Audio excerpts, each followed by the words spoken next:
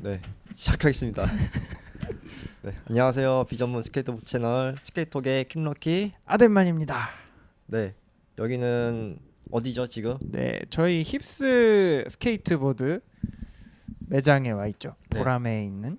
지금 여기 계신 분은 힙스 스케이트보드의 사장님이신 신정혁 스케이터를 네. 모셨습니다. 안녕하세요. 안녕하세요. 네, 반갑습니다.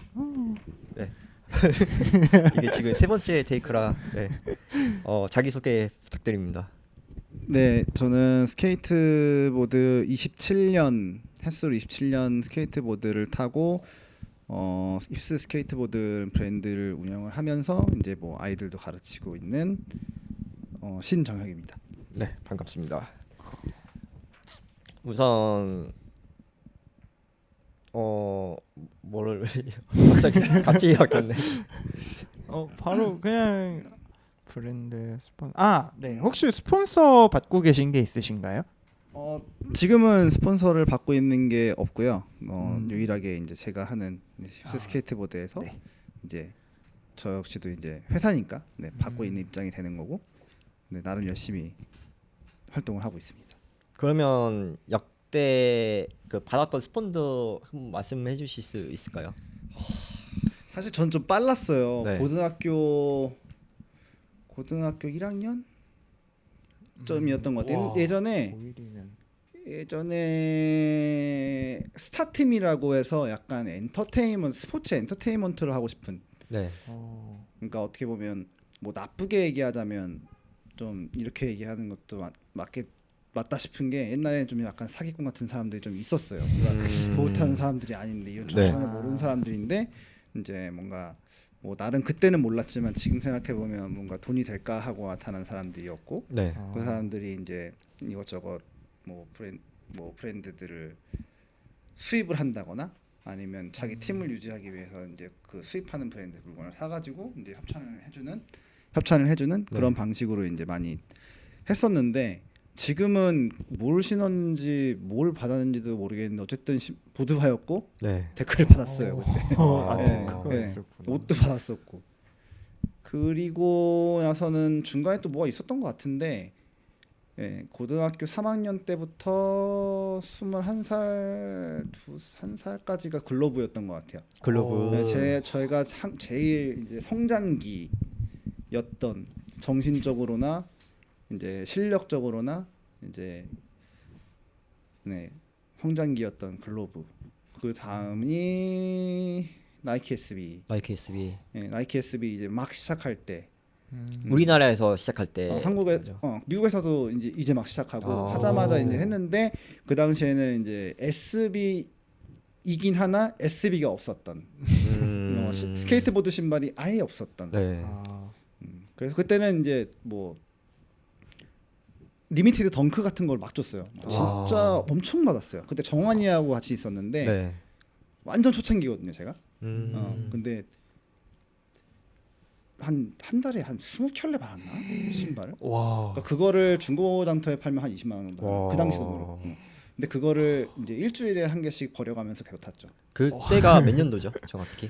잘 기억이 안 나는데 아마 군대 가기 전이에요. 군대가 전이니까 내가 몇 년도에 군대 갔지? 5년도에 갔으니까 3, 4년. 3, 4. 2003, 4년 4년 2004년 한 해 동안 계속 받았었어요. 그리고 나서 이제 뭐 이런저런 일이 있었고, 네. 그 다음에 이제 군대 가면서 정리하고, 그렇게 됐었고. 그 다음이 뭐지? 그 다음이 DC인가? 바로 이제 SB 다녀오셔서 군대. 전역하시고 나서. 네, 전역하고 나서 이제 그 뒷배경에는 다 이제 은혁이 형이 있는 거예요.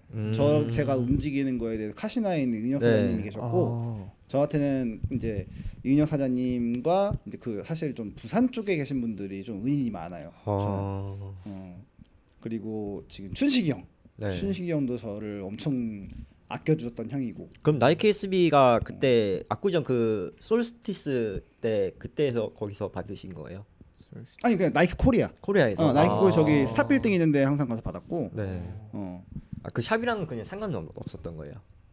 그렇죠. 그러니까 그 은혁이 형의 소개를 이제 속에서 이제 그 나이키 코리아로 들어가고 왜냐하면 그 판매권 SB 유통권을 카시나가 갖고 있었기 때문에 네. 거기에서 이제 추천을 받아서 올라가는 라인이었고 네. 거기에 추천 받은 첫 번째 주자가 저였어요. 그래서 어. 제가 이제 정환이를 데리고 들어갔고 그거는 이제 물론 뭐 실력보다는 사실은 그때는 부산 형들이 은혁이 형도 부산 사람이죠. 네. 네. 그리고 이제 부산 형들이 좀 이제 그 아까 전에도 뭐 잠깐 외적으로 말씀드렸지만 이제 형주형, 네. 뭐 깐따 형 이런 형들이 이제 좀 그런 쪽으로 추천을 해줘서 그렇게 되지 않았나라는 저의 추측. 네. 얘기는 없었지만 그때 그러면은 협찬 받으셨으면은 그때도 비디오 촬영하고 약간 그런 요즘 프로 친구들처럼 활동하신 거예요? 사실은 그런 것들은 사실 제일 안타까운 부분이긴 해요. 그러니까 지금은 저는 확실히 그때의 기억 때문에라도 아이들한테 뭔가 네가 제품을 받아가는 거에 대해서 활동에 대한 이 피드백을 반드시 요구를 하는 편이에요. 네, 네. 다른 데는 어떻게 하는지 뭐 자세히는 잘 모르겠지만 네. 그러니까 저는 그 당시에 어떻게 보면 엄청 물건은 많이 받았어요. 네, 물론 금전적으로 받은 건 없지만 근데 그만큼 나는 받았으니까 이거를 팀을 활동을 하고 싶은데 그 팀을 활동을 원하는 데는 또 사실 별로 없었던 거예요. 그때는 그러니까 뭐 사실 어떻게 보면 그냥 조금 팀을 하고 싶다 뭔가 진짜 스케이트보딩을 하고 싶다기보다는 그 브랜드를 유지하기 위해서 뭔가 움직임을 그냥 하는 정도에 그쳤던 것 같아서 좀 많이 안타까웠고 뭐 그 나쁘다기보다는 네. 그 당시에 시대 상황의 설명인 거니까 네, 초반이 그러니까 그랬고 그렇게 나이키는 초반에 지나가고 그리고 나서 제가 나갈 때쯤에 이제 줌트레가 나왔죠. 줌트레. 줌트레가 나왔고 줌트레 전설의 명기죠. 그렇죠. 저 몰라요. 근데 신발만 알고. 그 신발을 지금에 다시 나온다라고 하면 아마 아무도 안 신을 거예요. 그러니까 비누 신발이라고 해야 되나? 네. 너무 미끄러워가지고. 그거 아니 줌트레가 그 앞에가 이렇게 뭐 망사 그 모양이 망사처럼 돼 있어가지고 망사 때 맞죠? 플라스틱이었잖아. 네. 그거 그래서 그 가는 속도가 좀 내구도가 좀 있었던 게 그런 의도로 만들어진 네. 신발이었고. 그게 그래서 저는 그때 언제야? 2006년인가 7년도 때 그때 그 솔스티스 매장 가가지고 그걸 처음 본 거예요. 와 이거 사면 대박이다는데 그때는 이제 또 학생이었으니까 사기 나이키 그때도 비쌌잖아요. 맞아요. 뭐 나이키는 뭐 하긴 요즘에 뭐 싼 게 많이 나오긴 네. 하지만 진짜 거기 뭐냐 이태원 캥거루랑 나이키스랑 맞아. 캥거루샵에서 봤던 거랑 비교하면 진짜 천지 차이니까 그때 막 그냥 입맛 맡아셨죠 진짜. 그럼 줌트레까지 받으시고 계속 아니 줌트레는 안 받았어요. 거예요? 안 받았고 네네. 제가 이제 군대 가고 나서 나왔나? 가고 갔다 와서쯤에 나왔나? 그래서 좀 늦었어요 생각보다. 그리고 나서 DC인지 컨버스인지 기억이 안 나네. 군대 갔다 온 다음에 뭐였는지 기억이 안 나. 근데 그쯤에 있고 DC가 좀 뒤인가 보다. DC 뒤네. 컨버스가 있고 그다음 컨버스가 한국에서 좀 잘 안 됐어요. 런칭이 잘 안 됐어요. 네. 런칭 행사는 했는데 하고 나서 그 이후에 그 스폰서십이나 이런 것들이 잘 진행이 잘 안 돼서 그냥 팀에 들어가자마자 얼마 안 돼서 그냥 해산이 돼 버린 상황이었고 또 그게 또 그거 역시도 또 은혁이 형이 저를 거기다 또 해주신 거거든요. 지원을 많이 하셨네요. 그리고 이제 저기 그 이후에 바로 제가 나이키를 다시 갔죠. 네 맞아요. 그 다음에 DC로 간 건가요? 그쵸. 그 다음에 나이키 계약이 끝나고 그 담당자가 아예 없어졌어요. 그러니까 나이키 자체에서 스케이트보드 자체가 다 이제 떨어져 나가버린 상황이라서 거기서 끝나고 미안해요. 반대네. 컨버스, DC, 나이키네. 오히려 더 늦게네요. 네, 늦게죠. 네, 그러니까 맞아요. 맞아요. 제일 마지막 신발이 아디다스고.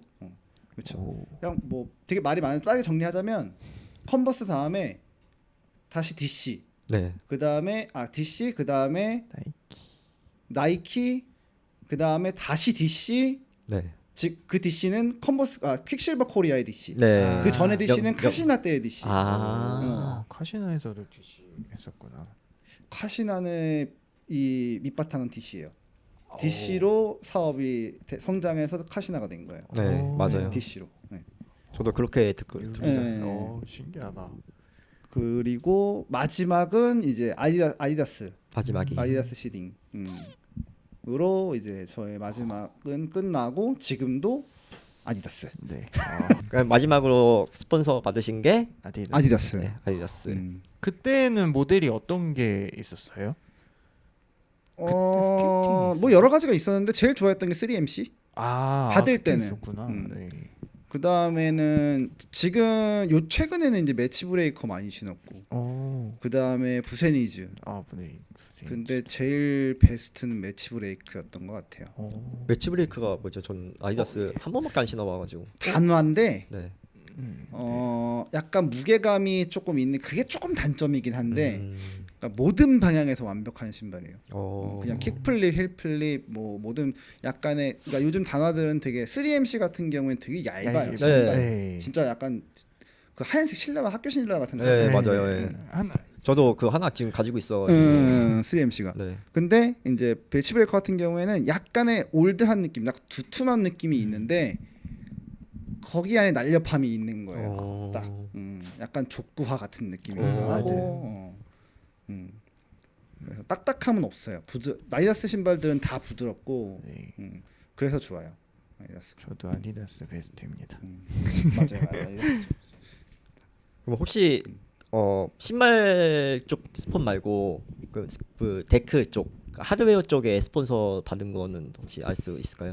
하드웨어가 예전에는 그러니까 한국은 약간 브랜드 스폰, 그러니까 장비 쪽에서 브랜드 스폰이라는 개념이 거의 없었으니까 샵에서 샵 이제 스폰이 많았었고 이제 샵에서 하는 이제 브랜드 스폰이라기보다는 그냥 샵에서 원하는 걸 고른다의 개념이 많았어요. 네. 지금도 사실 그러니까 저같이 브랜드를 하는 사람들 같은 경우에는 아이들 물건을 받을 때 브랜드로 들어가지만 네. 어디 샵에서 받는 친구들은 그냥 샵 이름이 들어가지 무언가 특정 하나의 브랜딩이 들어가진 않아요. 근데 그건 좀 안타깝게 생각하고 있어요. 이게 아직 약간 한국 한정인 거죠. 그렇죠. 네. 그러니까 그러니까 예를 들면 뭐 가까운 일본만 봐도 애들 스폰서 보면 브랜드가 다 들어가 있어요. 네. 그리고 탐파 맞아요. 요번에도 갔다 와서 뭐 탐파 그 애들 그 이름 보잖아요. 네, 사이트에서도 네, 사이트 보면 홈타운 들어가 있고 각자의 브랜드에 대한 스폰서가 들어가 있지 어디 샵 하나가 들어가 있는 경우는 없어요. 물론 샵들이 있을 수는 있죠. 네네네. 그렇게 있었구나. 근데 그게 뭐 아직 시장이 형성되지 않아서 그런 것도 있을 수 있고 네. 또 제일 큰 이유는 실력이 안 되는 거예요. 애들 하나하나에 그 정도 브랜드 하나하나까지 받아줄 수 있는 정도의 실력들이 아니기 때문인 거예요. 뭐 지금 뭐 준이라든지 네. 뭐 그 유진이 또 동혁이 네. 또 누구 있지? 그런 애들은 좀 이렇게 브랜딩화가 좀 되어 있긴 해요. 하나하나에. 그러니까 샵만 있는 게 아니라 따로 그래서 그 팀들이 다 섞일 수도 있고 네. 다른 팀들도 이게 되게 좋은 현상인 거거든요. 그러니까 우리는 원 팀이야, 우리끼리만 놀아 우리끼리만 놀아 이런 게 아니라 그래서 그런 분위기가 사실 전체적으로 이제 스케이트보딩을 하는 분위기는 제일 좋은 거죠. 뭐 저의 개인적인 견해지만 그러면 만약에 샵 소속으로 되어 있으면 약간 뭉치기가 좀 힘든 건가요?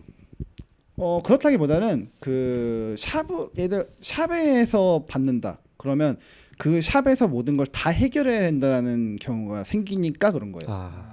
그러니까 샵에서 받는 건 좋아. 근데 너네가 수입하지 않더라도 난 저기 있는 트럭이 좋은데 난 저거 받으면 안 돼라고 했을 때 대부분 다 안 돼라고 얘기를 하니까. 그렇죠. 샵에서 다 해결해야 되니까. 우리 다 트럭이 있는데 왜 저기 가서 받아? 근데 이거 자체부터 문제가 생기는 거예요. 그렇게 되면 그렇게 계속 모이게 되면 다른 팀에 다리를 놓을 수가 없는 거야. 그러니까 다른 친구들과의 교류가 없는 거예요. 묶여버리는 그쵸. 쪽이네요. 그러니까 그렇게 되면 이제 얘는 어디 해고 얘는 어디 해고 되면 뭔가 조금 거리감이 벌어지고. 네. 그러니까 각자의 뭔가 스폰서들이 있는데 다들 이제 흩어져서 섞일 수도 있는. 쟤네 뭐 샵의 투어를 갈 때가 있고 네. 그게 갔다 오면 브랜드 투어를 또 갈 때가 있고 네. 이게 미국이에요 그냥. 씬이 커져야 되네요. 잘 가는 친구들 많아져야 되고. 무슨 얘기하다 여기까지 간 거죠? 그 스폰서 받으신 거 아디다스에서 지금은 힙슬. 네. 네. 그렇죠. 그래서 뭐 장비 얘기구나. 네. 스케이트보드 장비는 딱히 뭔가 하나를 받았다고 말을 할 수가 없어요. 받긴 받았어요. 계속 받았는데 제가 이 브랜드를 하기 전까지도 계속 받았으니까. 네. 그러면 그 거의 그러면 우리나라에선 그 거의 다 샵 위주로 받으셨던 거죠. 샵에 이렇게 소속된 스케이터로 해서. 그렇죠. 지금 뭐 한국에서 따로 브랜드를 걸고 한 데는 없잖아요. 네. 다 샵이니까. 그렇죠. 그러니까 그게 안 되니까. 네. 저 여기 오기 전에 며칠 전부터 이제 형님 거 이제 그 유튜브를 쳐봤거든요. 아 나는 근데 별로 네. 없을 텐데. 맞아요. 그래서 딱 쳐봤는데 더 있을 줄 알고 계속 했는데 이제 몇 개 없어가지고 이제 찾아본 거가 그 형이 딱 책을 딱 치니까 이제 그 원제이엠 형 있잖아요. 네. 거기 형의 인터뷰가 딱 있는 거예요. 그래서 이거랑은 이제 일단은 그 질문들 겹치지는 말아야겠다를 생각했는데 뚝섬에서 촬영한. 뚝섬에서 촬영했던 거. 근데 웬만한 질문이 거기 다 알짜배기로 다 있어가지고 쫀쫀하긴 했어요. 기억이 안 나서 네. 그 어떤 인터뷰를 했었는지. 리뉴얼. 그때 이제 막 DC 팀 이제 소속된 뭐 신영의 스케이터입니다 해가지고 이렇게 막 이렇게 DC 팀에 관한 이야기 막 다. 약간 내가 좀 건방지게 했던 기억이 있어. 정한이가 형은 그러면 안 돼. 이제는 형은 너무 그런 겸손 떨지 않아도 돼라는 얘기에 하고 나서 내가 후회했던. 만들어준 연출인 건 거죠. 저는 좀 뭐라 해야 돼 그냥. 별로 그런 허세 들고 싶은 생각이 없는데 네. 정환이가 너무 힙합인 거예요. 형 지금 형 나이에 형 네임밸류에 그렇게 하면 사람들이 별로 안 좋아하고 야빠. 그냥 형 좀 털털하게 해서 뭔가 좀 센 척하고 막 이렇게 해서 가자. 이게 더 멋있는 거야, 쿨한 거야라고 했는데 하고 나서 영상을 보니까 좀 말을 좀 내도 막 했나? 저도 약간 아니, 그때 짱이셨구나 약간 그러니까 이런 원래 느낌으로 봤어요. 그런 느낌으로 절대 얘기를 하지 않아요. 근데 거의 그런 일이 없는데 특히나 다른 사람들이 언제든지 볼 수 있다고 하면 난 더 그렇게 얘기 못할 것 같아. 되게 막 보면서 쓰레기 넘치셔가지고. 네, 저도 보고 와. 근데 정환이는 진짜 너무 이제 어렸을 때부터 그런 완전 친한 동생이니까 네. 사실 좀 그런 인터뷰를 하기가 더 편했죠. 어떻게 보면 그냥 진짜 너무 콧공이기 때부터 너무 친하니까. 네. 흘러. 네, 그러면 그냥 바로 메인 내용으로 넘어올까요? 네. 그러면은 처음 스케이트보드를 타게 된 계기를 알려주실 수 이게 있을까요? 여태까지 했는데 지금 여기 온 거네. 네. 그냥 이게 어. 저희가 이게 인터뷰라고 하기보다는 팟캐스트 그냥 알아서 편집할 거지. 네, 이렇게. 네. 시간도 그냥 맞춰서 아니 나는 그러니까 시간이 너무 길어요라는 얘기를 하고 있는 게 아니라 그렇게 시간이 꽤 생각보다 걸리는구나라는 생각을 했던 거고. 네. 되게 떠든다고 생각하시면 돼요. 그냥. 충분히 떠들고 있어. 네네네. 저는 약간 인터뷰 컨텐츠는 요즘에 인터뷰 컨텐츠 되게 많거든요. 요즘에 그게 대세예요. 다 유튜브에서. 근데 얼마 전에 원석이 형도 예, 그거 나는 보시죠. 잘 모르는데 네.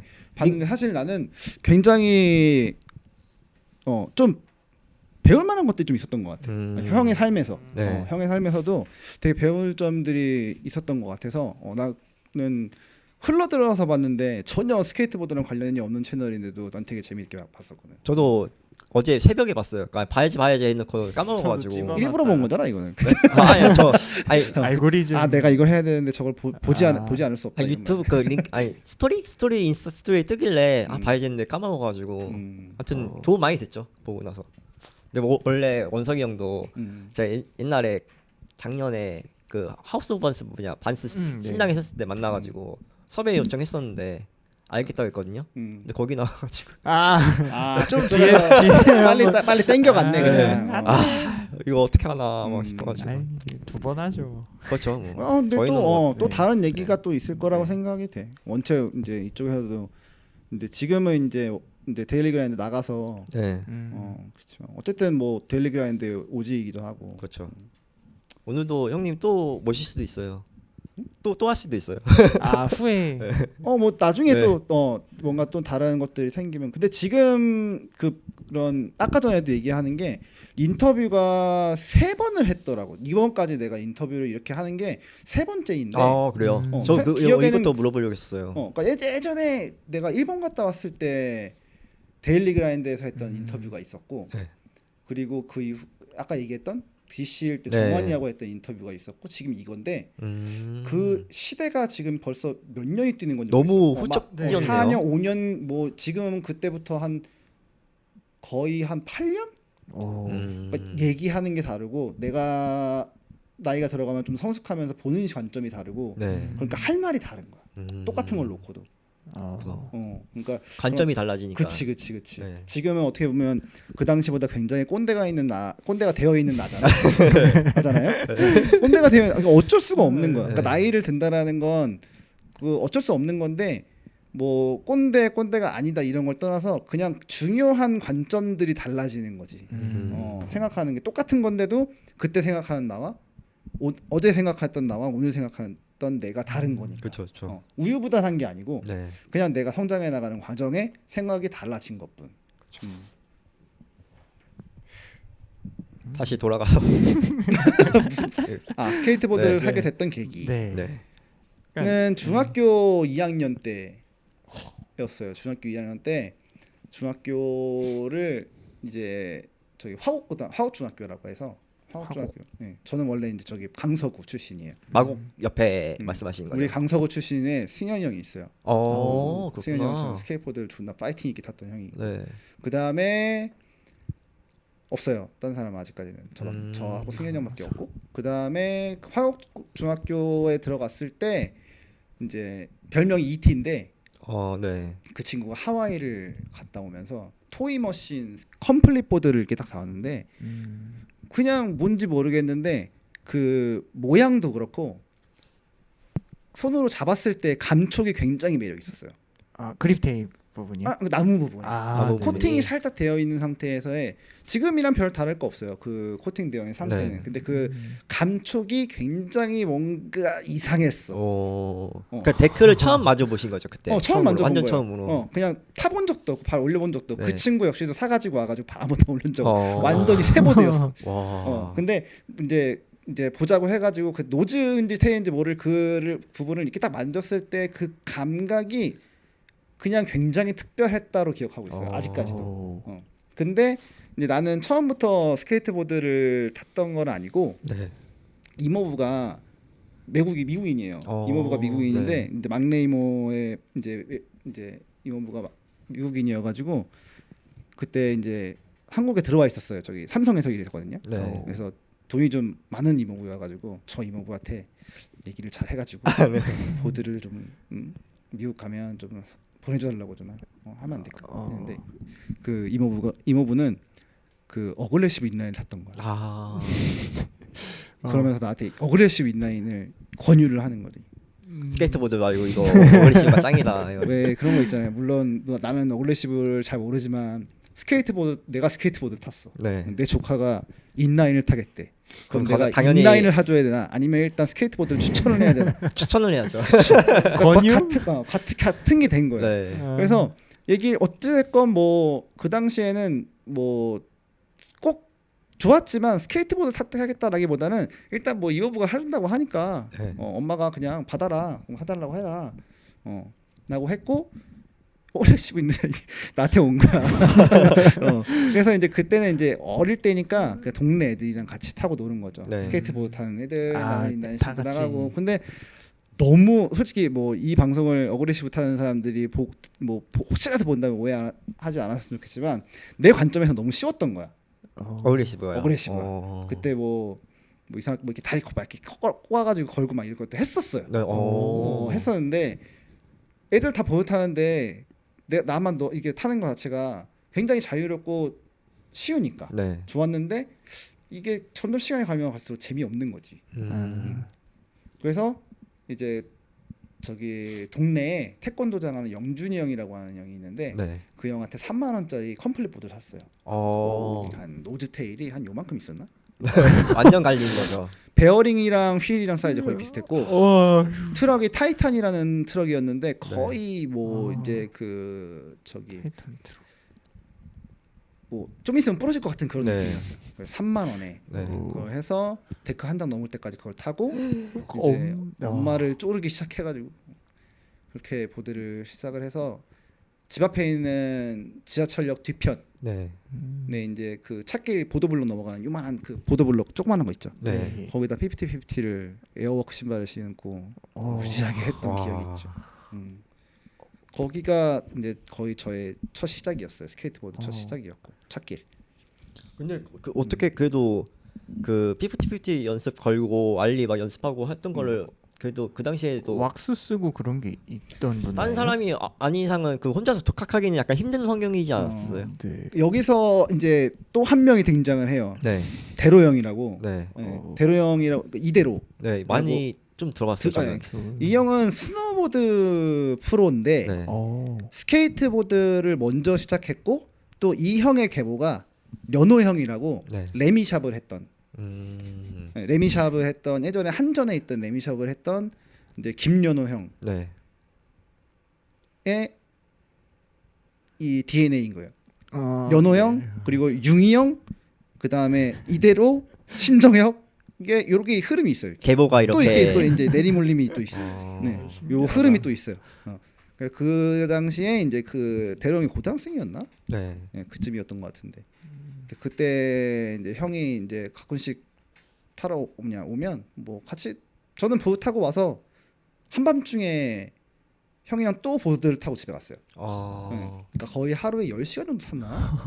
그럼 형님이 그 원정을 떠나신 거예요?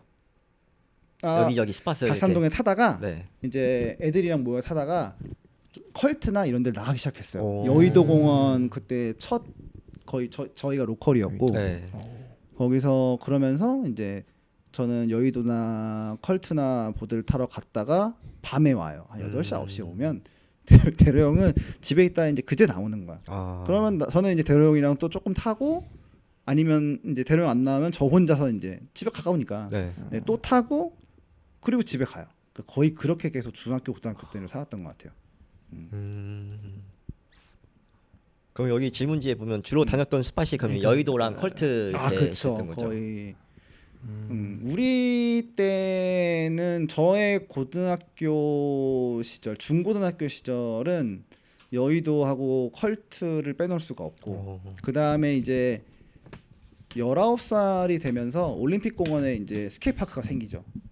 스케이트파크요? 스케이트파크. 오. 그러니까 올림픽공원 지금 저기 테니스 경기장 앞에 보면 농구 골대 있어요. 네. 그 부지가 그 엑스게임장이었어요. 한국의 첫 번째 두 번째인가 부산에 하나 있었긴 했는데 두 번째일 거예요. 그러면 그럼 그거는 거기는 언제 없어진 거예요? 한 2년 정도 됐고 그 생긴 지 2년 정도 됐고 잠깐 2001년도에 제가 거기서 타기 시작했으니까 네. 그리고 나서 한 1, 2년 정도 타고 나서 도봉산이 파크가 생겨서 그걸로 다 이동했죠. 도봉산으로. 저도 사진으로만 봤어요. 도봉산 파크. 좋아요. 사진으로만 보고. 생소하네요. 도봉산 파크. 그래서 파크는 사실 거기서 시작이 된 거예요. 그러니까 뭐 지금도 그렇지만 파크하고 스트릿은 같은데 달라요. 그러니까 약간 스트릿의 업그레이드된 버전이 파크예요. 그러니까 네. 결국엔 기본은 스트릿 땅바닥 플랫그라운드가 가지고 있으나 이제 그거에 대해서 이제 뭔가 조금 더 자유롭고 퍼포먼스가 크게 플레이를 하게끔 도와주는 건 파크예요. 네. 그래서 그때는 뭐 도봉산으로 이동을 해서 다 탔었고 그 초창기 멤버가 이제 상희 형, 네. 상희 형이 대장이고 그리고 이제 국헌이 하고 이제 저하고 셋이가 이제 그렇게 파크로 뭉친 게 됐던 계기가 있었죠. 제가 언뜻 그 사진으로 봤을 때 기억이 되게 그 파크 기물들이 좀 빡셌던 것 같은데 큼직큼직하고 왠지 어그레시브형이었을 것 그렇죠. 그러니까 뭐 파크를 짓는 사람들이 이제 스케이터가 아니었으니까 네. 뭐 BMX 타는 사람들이랑 어그레시브였기 때문에 이제 어쩔 수가 없었어요. 그러니까 드롭인을 처음에 시작했던 게 1.8, 1.6인가 그 정도 됐던 것 같아요. 예전 보람의 느낌이었나요? 그죠. 저 이제 불과 몇 년 전까지 진짜 한 10년 저 뚝섬 네. 리모델링이 지금 된 거잖아요. 네. 어떻게 보면 그 지금 있는 게 리모델링이 된 상황인데 네. 원래는 저 뚝섬 안쪽에 그러니까 뚝섬역에서 바로 있었잖아요. 나오면 거의. 바로 앞에. 있는데 거기 되게 조그맣게 있었어요. 거기도 최악이었거든요, 파크가. 맞아요. 저 거기서 어. 까져가지고 거기 있는 미니 램프가 아니라 파이프가 네 어, 크게 있었어요. 한 1.8 정도 되는 게 하나가 있었는데 어우. 그거 타러 그때 상희 형이랑 미니 램프 타러 거기를 되게 자주 갔던 것 같고 네. 그렇구나. 거기서 스트릿을 한 기억은 없어요.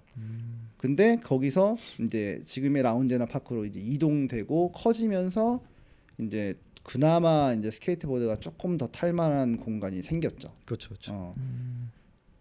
그때 뚝섬 전에 뚝섬은 진짜 그 바닥도 아스팔트 바닥이었잖아요. 그래서 넘어졌는데 피 나가지고 그때 완전 난 초보였으니까 막 맨날 과당하고 넘어지면 막 피 철철 나고 진짜. 위험해요.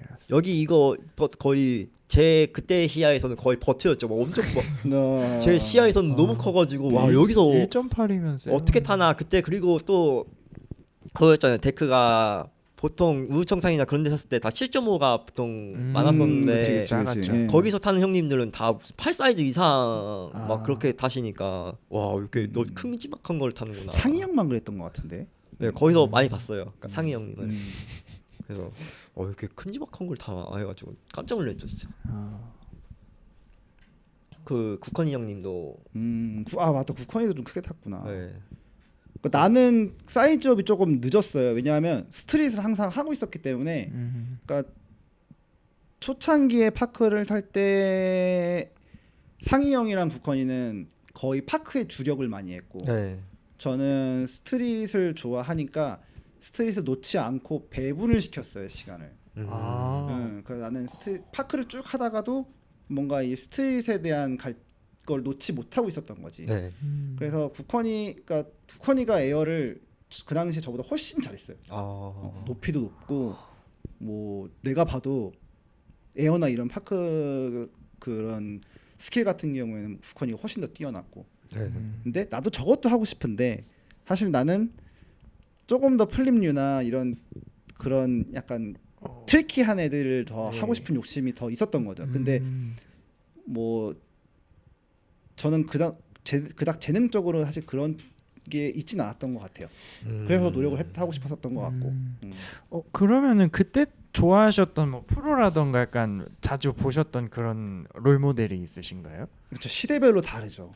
시대별로 다른데 그때쯤에 프로? 그다음 파크요? 네. 파크 때는 토니 트로즐러를 그렇게 좋아했어요. TNT요. TNT. 왜냐하면 TNT는 파크도 잘 타는데 스트릿도 진짜 잘했어요. 간지나죠. 그러니까 잭슨이에요. 네. 그러니까 네. 되게 스키니진에다가 찡하고 맞아요. 막 버드와이저 맨날 펑크 그러니까 느낌이 그런, 펑크 느낌이 네. 엄청 강하고 했는데 그러니까 그런 느낌 자체도 어떻게 보면 그냥 패션이라기보다는 그 사람의 풍기는 에너지라고 생각을 하는 거예요. 그거 자체가 좋았던 거. 걔는 그 소니티는 에너지가 되게 멋있는 것 같아요. 그 모든 그런 스케이팅과 나오는 행동에서 나오는 그런 에너지. 사람의 그게 멋 멋있었던. 그런 느낌. 네, 그렇죠. 그 저번에 한번 방문했었을 때 일본 얘기랑 호주 그 힙스 짓게 된 거 이야기 말씀해 주셨잖아요. 그때 이야기 한번 해주시면. 군대 제대하고 나서 일본을 가신 건가요? 그렇죠. 네. 군대 가기 전부터 이제 교류는 있었고, 네. 그러니까 일본이라고 얘기하면 지금도 이제 얼마 전에도 전화 통화하고 네. 자주 통화를 해요. 그러니까 후지와라 마사토모라고 저하고의 이제는 벌써 20년 지기. 가족들이랑도 다 알고, 네. 부모님끼리도 다 알고, 와이프도 다 알고. 근데 그 친구가 처음에는 이제 제가 캐나다를 갔다가 와서 거기서 이제 켄지로라고 하는 일본 친구를 만났어요. 네. 캐나다에서요. 네, 캐나다에서. 그래서 같이 타는데 이제 그 친구가 놀러 오래요. 자기는 코베에 산다고. 그러니까 네. 코베라고 하면 이 스케이트보드 씬에서 스트릿으로 제일 유명한 데. 그렇구나. 오사카 네. 오사카 옆에 코베라는 데가 있어요. 네. 거기를 놀러 갔는데 놀러 가자마자 자기 아르바이트 한다고 바쁘다고 보드를 못 한대요.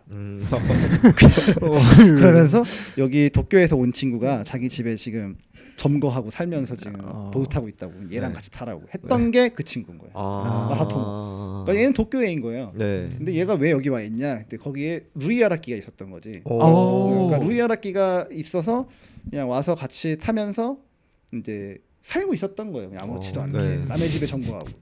근데 외국에 나가면 흔해요. 되게 흔한 일이에요. 근데 일본에도 그런 게 미국도 그렇고 아까 네네. 이따가 얘기할 호주에서도 그렇고 굉장히 흔한 얘기예요. 스케이메이트는.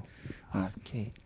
그래서 그러고 있는 애하고 만나서 이제 같이 타다 보니까 오히려 얘하고 더 친하게진 거죠. 네. 그래서 켄지로라는 친구하고도 연락을 하는데 이제 얘는 뭔가 좀 그런 게 있어요. 뭐 뭔가 좀 비즈니스적이나 뭔가 자기의 성공이나 이런 것들을 하고 싶어 하는. 그러니까 나를 만나면 물론 그 당시에는 그러네. 그 당시 내가 뭐 영어를 하길 되게 좋아하는 친구. 네.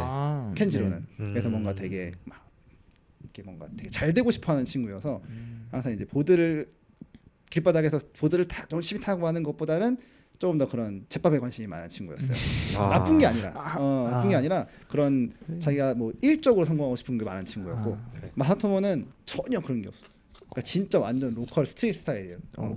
그래서 그런 점들이 되게 잘 맞아서 그 이후에 이제 군대 갔다가 왔고 군대에서 이제 나 군대 갔다 오면 전역하면 나 일본 갈 건데 라고 얘기했더니 그러면 뭐 같이 살지 뭐 해서 일단 군대 전역하고 한번 여행으로 갔다 왔어요. 네. 여행으로 갔다 와서 그 친구의 본가에 살았어요. 엄마 아빠 집에. 일본에서는 이게 진짜 희귀한 일이에요. 네. 본가에 사는 건 좀 말이 안 되는 얘기예요. 그래서 근데 저는 이제 한국 스타일로 네. 가서 아무데나 화장실 막 있으면 알아서 다 하고 부엌 나오면 냉장고 문 열어가지고 뭐 갖다 집어먹고 나중에 들어보니까 굉장히 실례였다고 하더라고요. 나중에 들었다 저도 보니까 문화를 조금 아니까 같이 살았다는 게 되는 건가 싶어가지고 근데 아까 여쭤본 게. 시간이 지나고 나니까 그 친구의 어머님이 그 점이 더 마음에 드셨던 거예요. 오히려 그렇게 하면서도 다른 부분에서도 똑같이 그렇게 그러니까 째째하지 않게 군다. 네. 그러니까 뭔가 그러니까 저 역시도 뭔가의 물건이 있으면은 그러니까 뭐 어머님한테 드린다거나 네. 이거 있는데 드셔보실래요? 한다. 약간 쿨함. 그렇죠. 그러니까 진짜 한국적인 느낌. 네. 그러니까 그 당시에 이제 막 윤사마 막 일본 막 넘어가고 그때였구나. 막 한국 뭐 붐 올라가고 막 은사마 그럴 때니까, 붐이었을 때고. 그러니까 오히려 한국에 대한 이미지가 좀 좋아질 무렵이어서 특히 어머님들한테 굉장히 이쁨을 많이 받았어요. 연사마. 그리고 이제 다시 한번 들어온 다음에 워킹홀리데이 비자를 받아서 이제 일본을 들어갈 때는 그 친구가 이사를 해서 저랑 같이 이제 월세를 같이 내는 집에 같이 살면서 1년을 같이 살았죠. 그때가 몇 년도였죠? 2007년? 7년. 2007년 1년을 딱 꼬박 살았어요. 일본에서. 1년을 꽉 살았고 초반에 2007년 초반부터 가셨던 건가요? 봄에 갔어요. 봄에 갔다 봄에 왔을 거예요. 겨울쯤 겨울 끝 무렵 이제 막 봄 시작할 때쯤이었고 네, 그랬고 그쪽은 그럼 지역은 또 그 고베 그쪽에서 아니요. 그 친구 자체가 치바였기 때문에 치바라고 하기에는 그러니까 후나바시라고 네. 도쿄에서 바로 옆에예요. 뭐 얼마 나오지 않는 얼마 걸리지 않는 위치로 따지면 한 분당 정도? 네, 그 정도? 바로 옆에요. 네, 금방 서울 올 수 있는. 그래서 그 지역에 살면서 이제 여러 가지들이 있었죠. 그 일본은 신기하게도 뭔가 저한테도 굉장히 인생의 키포인트였던 그 엄청 전환점이었어요. 네, 변곡점. 네, 그냥 되게 평범했던 게 진짜 열심히 살긴 했거든요. 일본 가서. 네. 네. 그러니까 실력적으로나 저의 지금의 기반을 닦는데 많이 역할을 했죠. 그 무라사키에 입사를 했죠. 네. 거기 일본에 가서. 그쵸. 입사를 했고 그때 같이 보드 탔던 뭐 선후배들, 친구들이 지금 거기에 다 자리 다 하고 있어요. 저녁에. 그 지역 거의 그렇죠. 전역이요. 그래서 뭐 지금 뭐 일본 대회를 내가 애들 데리고 갔다. 이렇게 다 있어요. 탐파를 간다. 다 있어요. 네, 여기. 네, 그 가니까 다 있어. 그러니까 그런 일본 애들 쪽은 다 있으니까. 그러니까 그런 점들이 많이 편하고 또 뭐 무라사키도 제가 했던 아시안 오픈. 그러니까 그렇게 해서 입사해서 일도 하고 한국에 이제 평택점이 생겼을 때 이제 와서 일하면서 이제 그만뒀는데도 이제 스케이트보드 쪽으로는 계속 연계가 돼서 이제 아시안 오픈을 해보자라는 제안을 해주셔가지고 아시안 오픈을 5년 동안 했죠. 네, 그것도 사실 되게 길게 하셨네요. 네, 그러니까 아시안 오픈은 네, 그 정말 큰 거예요. 그렇죠. 아시아만 해도 그렇죠. 큰 대륙이니까. 그러니까 그 참가하는 나라도 꽤 있지 않았어요? 마지막에는 이제 코로나 때문에 사실 이 대회가 이제 엎어졌어요. 사실. 그렇구나. 너무 긴 장시간 동안에 이제 못하기도 했고 네. 그 사이에 저의 상황이 너무 많이 바뀌었어요. 그게 커요. 그래서 그거를 추진할 수가 없었어요. 그 이후에는. 하지만 아시안 오픈의 가장 큰 건 아시안 오픈을 통해서 한국의 스케이터들이 생겼다라는 거 있어요. 그 뭔가 3세대 은주원이 생긴 거잖아요. 아시안 오픈으로서 은주원이 생긴 거예요. 그 다음 세대들이 생긴 거라고요. 은주원 때가 3세대라고 말씀하시는 거죠? 그렇죠. 거의 3세대, 2세대는 뭐 저나 아니면 뭐 태훈이 인천에 있는 태훈이라고 있어요. 네. 그 친구가 거의 뭐 2세대 정도 되지 않을까? 뭐 어림차 보면. 그렇구나. 물론 뭐 더 있을 수 있겠지만, 그러니까 저가 보는 이 시대별 1세대는 뭐 상이형네. 네. 그리고 뭐 그 다음에는 뭐 상이형, 뭐 성욱이 형, 뭐 준무 형. 뭐 요게 어떻게 보면 그 사람들끼리 나눌 수도 있겠지만. 약간 크게 잡는다면 나이대로 좀 넘어가거든요. 그 다음 세대로 보면 스케이트보드가 이게 스케이트보드 잘 타는 층이 매년 있진 않잖아요. 이게 쭉 가다가 약간 텀이 있고 나서 펑 뜨고 또 펑 뜨잖아요. 네. 그러니까 그런 것처럼 그게 아마 좀 3세대쯤 되지 않을까? 그러니까 8283년생이 스케이터가 많아요. 맞아요. 81, 82, 83. 네. 그 다음에 이게 또 뻥 뛰어요. 그러니까 그렇게 보면 이제 그 다음이 이제 또 뭐 태훈이나 뭐 이런 애들이 또 있었고, 비상식량, 네. 걔네들도 있었고, 그러니까 민혁이네죠. 네. 민혁이 나이 때, 민규, 네. 만기, 뭐 이런 친구들. 수찬이도 비상식량. 좀 전에 나왔죠. 네. 그 다음이 이제 새로운 시대니까 이제 주원이를 필두로 그 다음에 있는 지금 뭐 국가대표나 아니면 뭐 감주도 그렇고 줄줄이 생기기 시작하는 거예요. 그러니까 그게 갑자기 뭔가 폭발한 느낌? 그러니까 올림픽 전이었고 이걸 시작했던 건 올림픽 전이었고. 무라사키 오픈 그때부터구나. 저는 은지원 그 스케이터가 나간지는 몰랐었어요. 그 무라사키 대회부터. 이게 조금 뭐 다른 얘기긴 한데 그 일본에서도 너무 이제 스트릿이 아닌 파크 그냥 웨이브 쪽에 스케이트보딩만 하고 있었던 거예요. 그 당시에. 그러다 보니까 뭔가 그 당시에도 이제 SAS는 시작을 했거든요. 시대 배경이 미국에서 SAS 시작을 했어요. 그러니까 일본에서는 스트릿이 중요하구나. 저게 리그가 생길 정도면 뭐 예를 들면 뭐 스케이트보드 뭐 골프 LPGA가 생긴 거니까. 그러니까 그러면 걔네들도 그걸 보고 있는 상황에서 뭔가 새로운 움직임을 해야 된다는 게 생겼고, 근데 그거를 왜 그런지 모르겠는데 어떤 계기인지 모르겠는데 저한테 얘기가 왔어요. 그래서 그게 이제 다이스케라고 하는 평택에서 같이 일하던 친구가 있어요.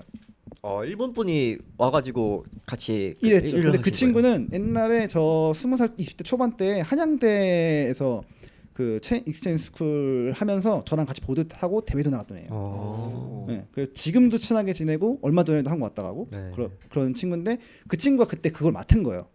한국점이 있었으니까 이걸 하고 싶은데 네가 뭐 이런 얘기가 있는데 얘가 그 얘기를 한 거예요. 한국에 이런 상황이 있으니까 한국도 부흥할 겸. 왜냐하면 일본이 무라사키가 한국계 기업이었던 한국계 회장님인 건 아시죠? 그 한국인 회장님이신 거. 그러니까 저는 평택대를 편입해가지고 갔었으니까 근데 저 갔었을 때 그 얘기 했었다. 저 갔었을 때는 투썸 플레이스로 이미 변했지만 한참 지구나. 네, 그러니까 편입 바로 직전에까지만 해도 있었어요. 근데 저는 그러니까 알고는 있었지 평택을 가진 않았죠. 왜냐면 뭐 좋은 데가 많으니까. 멀죠. 근데 저도 평택대 거기 갈 줄 몰랐으니까 편입을. 근데 거기 흔적은 있었죠. 다 거기 본관에 보면 그 무라사키 뭐지 후원금이라고 해 장학금 뭐 지원 거기 다 무라사키밖에 무라사키 다 써 있었으니까. 장학금. 그래서 평택대가 그래도 뭔가 무라사키랑은 관계가 있었구나 싶었죠. 평택대학교 총장님이랑 무라사키 회장님이랑 친구예요. 아 총장님이랑 친구시고 그 다음에 이제 그 평택대학 총장님의 아드님이 이제 부장님이셨고 그리고 이제 회장님의 둘째 아들이 전무님이 한국점을 내신 거예요. 그래. 네, 전무님은 이제 그 사모님이 한국 분이시고 네. 그래서 한국에 대한 애정이 많아요. 아. 그래서 뭔가 그쪽 한국을 뭔가 좀 도와주고 하고자 하는 의지가 좀 있으신 분이고 이제 그 위에 이제 첫째 아들인 사장님은 전혀 그냥 일본 사람이에요. 그 사람. 네, 되게 무서워요. 그래요? 네, 와 역시 사장은 저런 사람이 하는구나 싶을 정도로 네. 저 그런 네. 왜냐하면 무라사키가 진짜 엄청 크거든요 생각보다. 네, 몇 천억이에요. 1년 순이익만 해도. 아무튼 그래서 그런 것들 때문에 오히려 그 다이스케가 그걸 하자고 했을 때 이제 호응이 좋았던 거예요. 왜냐하면 네. 여기에 전무님이 매장을 갖고 계셨으니까. 네. 그러니까 그걸로 인해서 뭔가 더 매장을 더 좋게 변화시킬 매출을 더 올릴 수 있지 않을까 하는 기대셨던 거죠. 네. 아무튼 뭐 무라사키는 사실 얻어간 건 없어요.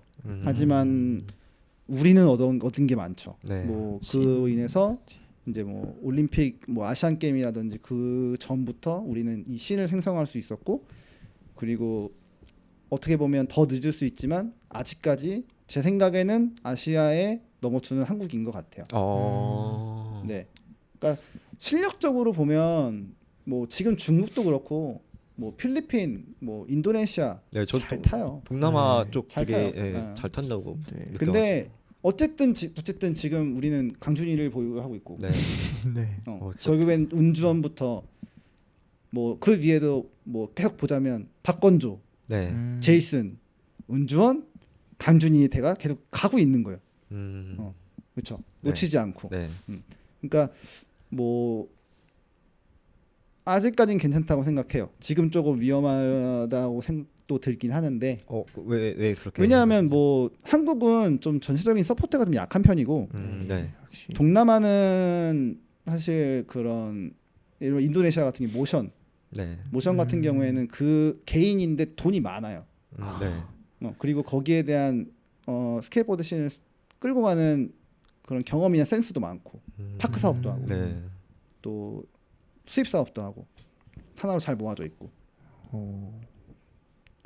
그리고 중국 같은 경우에는 규모 경제 그렇죠. 다 일군들 다 미국 가서 못하고 있고 코치들 제가 예전에 한번 애들 19년도에 코로나 터질 때 네. 중국에 있었거든요. 네. 난징에 있었는데 난징 2군 훈련하는데 제가 거기 애들 데리고 갔다 왔어요. 네. 근데 코치가 다 남미 애들인 거야. 네, 전부 다 전원이. 근데 그래 뭐 좋아요. 근데 그 안 좋은 점 뭐였냐면 비싼 돈 들여서 데리고 왔는데 정말 별로 코칭은 안 되는 거예요. 그러니까 텃세인 거예요? 텃세? 이름값? 아니. 그러니까 걔네들도 와서 하고는 있는데 그냥 별로 절실해 보이지도 않았고 그 코치들이 데리고 왔는데 그러니까 결론은 외국인 코치를 데리고 와봐야 뭔가 굉장히 절실하게 끌고 갈 수 있는 누군가가 계속 걔네들까지도 컨트롤하지 않으면 바뀌지 않아요. 그렇죠. 남의 나라 애들 뭐 돈만 받으면 되지 맞지. 이런 느낌이었어요. 저는 돈 벌러 솔직히. 느낌. 살짝. 약간 뭐 페이 강사 같은. 특히나 미국 애도 아니고 아니면 뭐 유럽 애도 아니고 남미 애들이라고 하면 사실 그 정도 책임감 있는 애들 별로 없을 거라고 생각해요. 그렇구나. 네, 생각보다 걔네들은 굉장히 못 사는 애들이기 때문에. 네. 무슨 얘기가 될까 이런 거야? 일본 얘기. 네. 네. 일본 얘기는 여기까지 한번 하고 여기까지. 바로 호주. 네. 호주. 네. 일본 얘기가 훨씬 더 많긴 한데. 네. 아무튼 네. 일본 얘기를 마지막으로 조금 더 하자면 네네네. 이제 일본에서도 파트가 몇 개가 나왔어요. 예, 그 정도로 1 보드 촬영을 그 친구랑 계속 다녀서 진짜 스케이트 라이프처럼 살았어요. 오후를 스케이트로 간 게 전 너무 그 부럽네요. 데일 그라인드 거기 인터뷰에서 거기 봤어요. 그 클립. 네, 거기 네, 그런 거. 링크 나온 거 봤어요. 네. 그리고 그 로컬 비디오도 하나 만들었고, 근데 그건 저희가 DVD로 갖고 있어요. 어디에 나가지 않았어요. 와. 네, 저만의 추억이고. 아 그래요?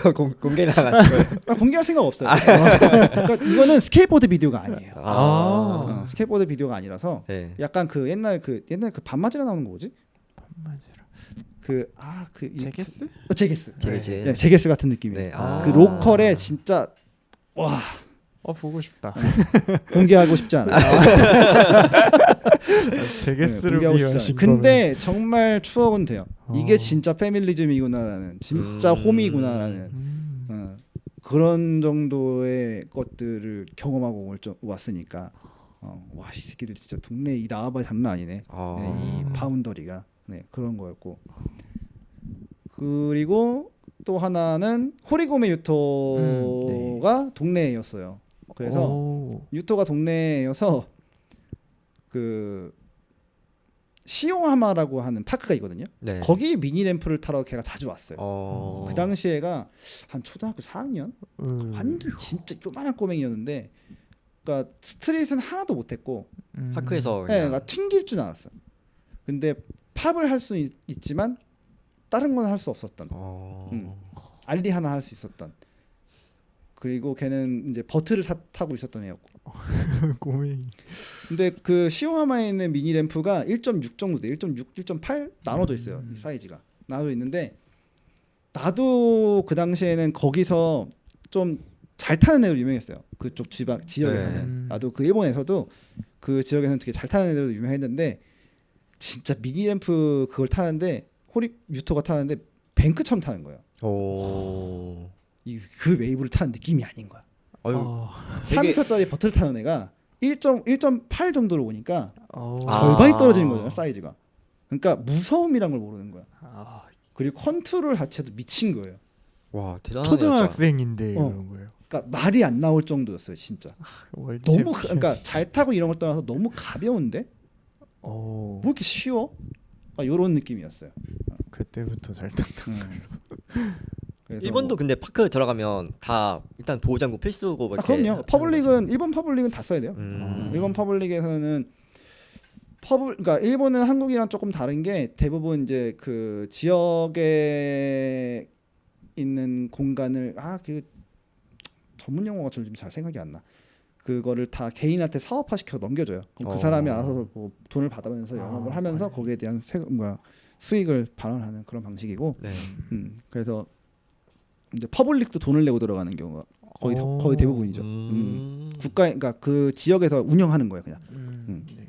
지역 개인이 그 지역 구나 시를 끼고. 와, 그러면 이제 유지 관리하기가 되게 더 좋겠네요. 그렇죠. 그러니까 한국은 이제 퍼블릭이라고 하면 그냥 무료 탁 해놓고 맘대로 해 이렇게잖아요. 네. 근데 걔네들은 절대 그렇게 안 해요. 어떻게 보면 시스템이 확 다르구나. 근데 그렇죠, 많이 달라요. 네. 많이 달라요. 그래서 관리가 늘 돼요, 일본은. 우리나라는 진짜 뭐 김을 뿌려주면은 민원 계속 넣어야 겨우겨우 갖고. 근데 또 좋은 점도 있어요. 물론 무조건 다 뭐 안 좋은 것도 안 좋은 건 없으니까. 좀 자율적이고 헬멧 안 써도 되고. 일단 헬멧 안 써. 모두들 바라는 그런 헬멧을 안 쓰는 게 되고. 그리고 또 뭐 있지? 없나? 그거 하나? 담배 필 수 있구나.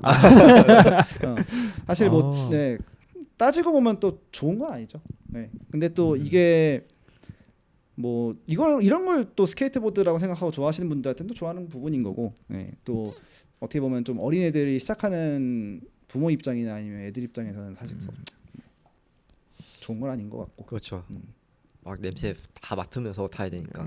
보면 따라할 어린이들이. 그것도 확실히 있긴 하고. 그래서 뚝섬이라는 공간을 가면 항상 좀 헷갈릴 수 있겠다라는 생각을 들어요. 그러니까 부모가 애가 뚝섬이 유명해서 보드를 타러 왔는데 저 형아들은 아무렇지도 않게 파크에 담배를 막 피고 있고 이게 과연 스포츠인가 놀이인가 이거의 정체성은 무엇인가? 그러면 저는 둘 다예요. 문화. 하고 싶은 거 하시면 돼요. 이제 저는 딱 봐면 그 전부터 그냥 킥보드가 너무 많아가지고 요즘에 근데 별로 안 보이던데 생각. 겨울이니까 봄만 됐다면 이제 뭐 보드보다 아마 킥보드가 더 많지 않을까. 진짜 근데 킥보드 인구가 엄청 늘었다. 그러니까 네. 그러니까 킥보드라고 하면 안 되지 지금은. 스쿠터 맞죠? 스쿠터. 스쿠터라고 하죠. 네. 무슨 스쿠터지? 그냥 스쿠터가 아니던데? 킥 스쿠터라고 하나요? 저도 잘 몰라요. 저도 잘 몰라가지고. 그러니까 얘네도 지금 올림픽 들어가려고. 아 그래요? 헐. 오 대단하다. 인구가 엄청 많아졌나 신기하다. 보더라고. 그래서 BMX랑 어그레시브는 안 되는 걸로 알고 계속 빠지고 안 되는 걸로 알고 있고 지금 이 스쿠터가 엄청 인구가 많이 늘어나고 있는 것 같아요. 그래도 다행인 건 뭐 스케이트가 훨씬 스케이트보드가 훨씬 많다는 거.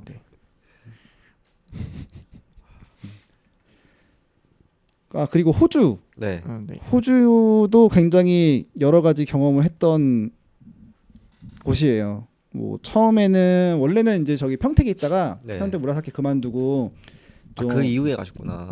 그만두자마자 이제 나는 이제 나이 30부터 내 사업을 하고 싶었던 사람이라서 네. 그만둘 때가 된 거예요, 그냥. 그러니까 무슨 이유가 있었던 건 아니었고 네.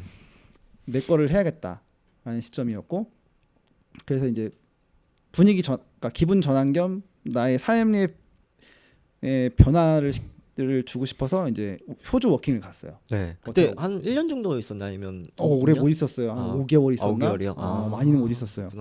왜냐하면 나이가 30이었고 네. 나이 30의 워킹 홀리데이는 너무 달랐어요. 그래서 일단은 짐을 챙겨서 갔고 그 다음에 거기 백패커를 예약을 했어요. 백패커를 한 3일 예약을 하고 네. 이제 방 구해 나가야지라고 생각을 했는데 정말 아이러니하게 지금도 잘 모르겠는 게 왜 3일을 했는지 모르겠는데 그 3일이 크리스마스 이브에 끝나는 날인 거예요. 예약이. 네. 미친 거죠. 그걸 모르고 있었다는 게 그 당시 뭔가 홀린 듯이. 그리고 와서 쫓겨났어요. 크리스마스 이브 크리스마스에 방이 있을 리가 없는 거지. 네. 길바닥에 나가게 생긴 거야. 근데 이제 나는 멜번에 있었는데 멜번이 이제 저기 제일 이제 스케이트보드가 유명한 곳이니까. 네. 멜번에 갔는데 거기 리버슬라이드라고 해서 시티에서 가까운 곳에 스케이트파크가 있어요. 네. 파란색. 애들 데모쇼도 많이 하고 호주 가면. 그런 데가 있는데 거기서 그냥 다 체념. 길바닥에 내일 나와서 그냥 며칠 방구할 때까지 백패커가 뭐 자기가 나던 뭐 할 때까지 있어야지 했는데 그날 희한하게 한국계 보트 타는 애가 거기로 왔어요. 이름이 폴이에요. 이름이 폴인데 이제 아무도 없었고 폴 그리고 캐스라고 프랑스계 호주인 네. 키가 190이 넘어요. 걔 하고 저 네. 하고 꼬맹이들이 몇 명 있었나? 있었는데 그 폴이나 한국 애가 한국말 할 줄 알아가지고 네. 저하고 얘기를 하던 한국 사람이 신기하니까 네. 걔가 신기한 거예요. 내가 걔가 신기한 게 아니라 걔가 내가 신기한 거지. 호주에 스케이트보드를 타러 온 한국인이 너무 신기한 거야. 네. 그래서 걔가 막 말을 걸면서 내가 이런 상황이 생겼다. 그랬더니 걔가 그 옆에 있는 캐스한테 얘기를 하고 얘 이렇게 상했는데 너 집에 혹시 뭐 있어? 괜찮아? 그랬더니 괜찮아 우리 집에 와. 이렇게 된 거예요. 그날 밤에 그 보드 타고 나서 그날 밤에 바로 백패커가 멀지 않았거든요. 네. 그 캐스하고 폴하고 셋이서 우리 백패커에 와서 내 짐을 내려서 그 짐을 캐스 집까지 옮겨주고 이 한국 친구는 집이 멀어요. 엄청 멀어. 지하철 타고 20분 가야 돼. 네. 그런 알잖아요. 미국이나 뭐 호주나 이런 데는 땅덩어리 크니까 뭐 시티는 비싸니까 못 살고 다 나가 사니까. 그래서 이제 카스 집으로 옮겨서 며칠만 있으려고 했는데 어쩌다 보니 한 달을 살았어요. 공짜로. 네. 그냥 돈 한 푼도 안 냈고. 개꿀이네요. 네, 그러고 나서 그냥 되게 고마운 거지. 그러니까 그러고 나서 그 친구가 일자리까지 소개시켰어요. 그래서 그 태국 바에서 이제 디시워시하고 홀서빙까지 일을 했었고. 근데 제일 힘들었던 거는 이제 확실히 이제 나이가 30대 워킹 홀리데이는 생각보다 몸이 힘들더라고요. 일본에서도 일본에서 더 열심히 살았던 것 같은데 네. 뭐 호주는 약간 좀 그 밤에 하는 일 때문에 그런지 모르겠는데 몸이 너무 힘들고 또 물가가 비쌌어요. 호주는. 호주는 그렇죠. 물가 비싸죠. 담배도 비싸고 다 비싸다고 들어가지고. 그때 레드불 하나에 막 한 8,000원 막 이랬어요. 엄청 세구나. 담배도 뭐 한 갑에 뭐 10,000원 이상이라고. 기본적으로 네, 평균. 그냥 샌드위치 먹으려고 해도 그 당시에 한국 돈으로 10,000원에서 12,000원이었으니까. 진짜 장난 아니다. 진짜. 10년 넘기 전에. 너무 물가. 근데 그만큼 벌기도 많이 벌었어요. 벌 때는 또 하루에 막 40만 원씩 벌었으니까. 시급이 진짜 세네요. 팁도 팁도 있고. 거기도 팁 문화가 있구나. 호주도 일하고 나면 그 일을 하는 하루의 수당이 25만 원인가 27만 원 선이었는데 네. 그 팁이 10만 원 이상이 나와요. 그러니까 팁을 다 모아서 거기 일하는 애들이 다 나누는 거야. 그게 사람이 진짜 많은 바 클럽이에요. 네. 그때 그 당시에 거기서 레이브 파티가 있는데 바닷가에서 하는 레이브 파티가 있는데 거기에 토니옥이랑 라이언 셰클러하고 몇몇이 왔어. 그래요? 아티바도 왔었어. 아티바도 와가지고 거기서 술 먹고 막 가고. 아티바가 먹은 그 맥주 잔을 내가 치웠어요. 이 새끼가 자꾸 어디가 갖다 놔. 난 다 치워야 되거든. 네. 아무튼 그런 일이 있었죠. 걔 거기 놀러 오고 막 사람 진짜 많았어요. 그리고 막 아시아 막 무시하니까 같이 일하는 디시어 씨가 어씨인데 어씨가 이제 호주인. 네. 어씨가 어려요. 7시부터 일을 시작해서 새벽 5시에 끝나요. 네, 디시워시 한창 할 때. 네. 도망가. 새끼가 한 8시쯤에 도망가. 와. 안 나와. 그래서 오면서 그 마더 에너지 음료 마더 하나를 줘. 원래 둘이서 하는데 안 와. 근데 더 어이없는 건 매니저가 또 어씨야. 그러니까 다 나만 뭐라고 하는 거야. 네가 해야지 이렇게 되는 거지. 진짜 아니 차별이 심하다고 듣긴 했는데 진짜 심하네요. 길 가다가도 계란 날라와요. 어휴. 길 가다 계란 날라오고 진짜 한 2번 날라왔어. 안 맞았긴 했는데 한 2번 날라왔고 또 그 캐스랑 같이 다니면 걔는 190 넘는 백인. 네. 나는 아시안이잖아요. 네. 길 가면 그때 1월 1일 넘어갈 때 제일 당황스러웠던 게 백인들은 해피뉴이어를 얘한테만 해. 아시아는 해피뉴이어를 나한테만 해. 지나가면 그 정도로 그러니까 지금은 어떤지 잘 모르겠어요. 지금의 호주는 어떤지 잘 모르겠는데 그 당시에는 생각보다 있었어요. 최근에 그 보스탄 동생이 이제 호주 그 워킹 한 동생인데 걔도 좀 나이가 있거든요. 지금 한 34 정도 될 것 같은데 늦은 나이에 지금 또 워킹 가니까 힘들지. 진짜 워킹은 진짜 보통 진짜 성실함이 있는 친구면 괜찮은데 아닌 것 같아. 그러면 호주 간 이유가 일단은 자금을 모으려고 가셨던 건가요? 아니면 보드를 타러 간 거예요. 보드를. 그러니까 저는 늘 그러니까 뭐 집에 돈이 있는 것도 아니고 내가 내 경비는 마련을 했었어야 되니까 항상 워킹 홀리데이를 많이 이용을 하려고 했죠. 네. 그러다 보니까 뭐 가서 일하면서 보드 타고 뭐 그렇게 살 수밖에 없었어요. 그러니까 노력형 성실이 아니라 이제 생계형 성실이니까 그게 지금도 그러고 있는 것 같고 그게 몸에 밴 것 같고. 근데 그거만큼 얻어진 것도 많은 것 같고. 그럼 한 5개월 정도 계셨다고 들었는데 그러면 거의 그 처음 호주 갔던 시기가 그러면 한 12월 달? 12월 달이에요. 지금 되게 덥잖아요. 그렇죠. 그때 완전 여름이죠. 그러니까 딱 진짜 너무 더위를 다 즐기시고 오신 거네요. 너무 사랑스러운 곳이에요. 그냥 호주는 그냥 그런 일들 빼고 혹시 내가 진짜 돈이 많아. 그러면 한 달 정도 놀러 갔다 이보다 좋은 곳은 없지. 그 아래 그레이트 오션 로드라고 해서 바닷가 따라서 쭉 내려가잖아요. 나 그 신혼여행으로 하와이 갔다 왔거든요. 거기나. 그래요? 그 아래에 있는 하와이 섬. 전 빅아일랜드. 세계지를 몰라가지고. 그러니까 빅아일랜드는 그 지금 하와이 가면 대부분 와이키키 가잖아요. 거기는 그냥 볼 게 없어요. 그러니까 여기 안에서 빅아일랜드면 여기 진짜 큰 땅덩이거든요. 대자연. 말이 안 나올 정도예요. 우와 해요 진짜. 이런 데가 실제로 있다고? 그냥 되게 다큐멘터리 나오는 그런 곳이에요. 아. 근데 다큐멘터리에서 나오는 그게 한 100분의 1 정도 실감 나요. 실제로 내가 눈으로 보는 거에 100분의 1 정도만 느낄 수 있는 것 같아. 가봐야 돼. 네, 진짜 가봐야 돼 진짜. 그래서 어머님들이 그런 데 많이 다니는 거예요. 그리고 그레이트 오션 로드라는 데도 진짜 그런 데였어요. 너무 좋았어요. 그래서 스케이트 투어를 가는 게 그 그레이트 오션 로드 스케이트 투어 갔었고, 그 다음에 캔버라 투어 갔었고, 그 캔버라 투어 갔을 때는 그 드레인이라고 해서 그러니까 호주에서만 드레인이라고 하나? 미국에서도 드레인이라고 하는지 모르겠는데 그 물 흘러 나가는데 많잖아요. 스팟 비디오 같은 거 많이 보는데 호주에도 그런 스팟이 많아요. 오. 근데 그 드레인에서 이제 그 이렇게 뱅크 위에다가 5홀을 거는 사진이 지금도 있어요. 지금도 있는데 그 5홀을 걸려고 막 뛰어다니는데 저기서 캥거루가 지나가는 거야. 캥거루 막 뛰어가. 그래서 난 신기하니까 캥거루 막 쫓아갔지. 뛰어가 쫓아갔지. 가지 말라고 애들이 막 가지 말라고 너 죽는다고. 그러니까 따라가면 걔는 방어한다고 돌아서 펀치를 날리니까. 몰라가지고. 저 맨날 그 동생한테 맨날 DM으로 너 캥거루랑 싸우는 거 빨리 찍어라. 농담을 하다 이렇게 보내거든요. 캥거루가 복싱 되게 잘하니까. 그러니까 진짜 그냥 한 대 맞으면 죽는데. 그 정도로. 근육 사진 봐. 근육 봐 이러잖아. 진짜 한 2m 앞까지 갔다가 걔가 뒤를 돌아섰다 2m 갔다가 나도 멈칫하 이대로 더 가면 얘가 뭔가 나는 내 입장에서는 모르니까 내가 가까이 가면 얘가 부담스러울 것 같아서 난 안 갔던 거지.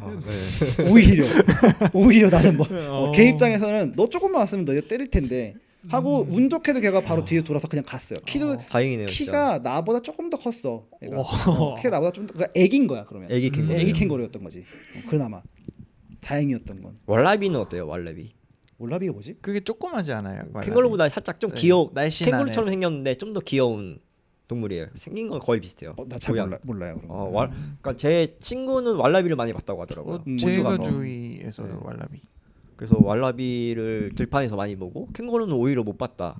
그 코알라도 어디 막 동물원 같은 데 가야지 좀 많이 볼 수 있고 야생 코알라는 또 보기가 좀 힘들다 얘기하더라고요. 그죠. 저도 뭐 이렇게 막 그 오지 체험 같은 걸 오지 투어를 막 가고 했던 거 아니니까 그냥